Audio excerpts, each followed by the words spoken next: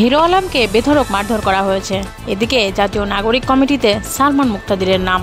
চলুন প্রথমে ঘুরে আসি হিরো আলমের থেকে কেন এবং কি কারণে তাকে মারধর করা হয়েছে চলুন জেনে নেওয়া যাক। দুপুরে বগুড়া চিফ জুডিশিয়াল ম্যাজিস্ট্রেট আদালতে হিরো আলম 2018 সালের জাতীয় সংসদ নির্বাচনে বগুড়া 4 আসনে প্রচারণার সময় মারধর ও 2023 সালের 1 ফেব্রুয়ারি একই আসনে উপনির্বাচনে কারচুপির অভিযোগ এনে মামলা দায়ের করেন। মামলায় আওয়ামী লীগের সাধারণ সম্পাদক ওবায়দুল কাদের, বগুড়া 4 আসনের সাবেক সংসদ সদস্য রেজাউল করিম তানসেন ও সাবেক প্রধান নির্বাচন কমিশনার কাজী হাবিবুল আওয়ালকে আসামি করা হয়। এ সময় হিরো আলম সাংবাদিকদের সাথে কথা বলছিলেন। ঠিক সেই সময়ে 5 থেকে 7 জন যুবক হিরো আলমকে বেধড়ক মারধর শুরু করে। শুধু মারধরই নয়, আদালত চত্বরের বাইরে সড়কে নিয়ে গিয়ে তাকে কান ধরে উঠবসও করানো হয়। মারধরের শিকার হওয়ার পর হিরো আলম সাংবাদিকদের জানান, ডিবি হারুন আমার পরিবারকে জিম্মি করে রিজভী সাহেবের বিরুদ্ধে মামলা করিয়েছিলেন। এরপরও আমাকে আদালতের মতো জায়গায় পেটানো হলো। যারা এই হামলা করেছে তাদের সব ফুটেজ আছে আমার কাছে, শনাক্ত করে তাদের বিরুদ্ধে ব্যবস্থা নেওয়া হবে। এদিকে আবার জাতীয় নাগরিক কমিটিতে সালমান মুক্তাদিরের নাম এসেছে। ফ্যাসিবাদী ব্যবস্থার বিলোপ এবং নতুন রাজনৈতিক বন্দোবস্তের চলমান লড়াই সফল করার লক্ষ্য নিয়ে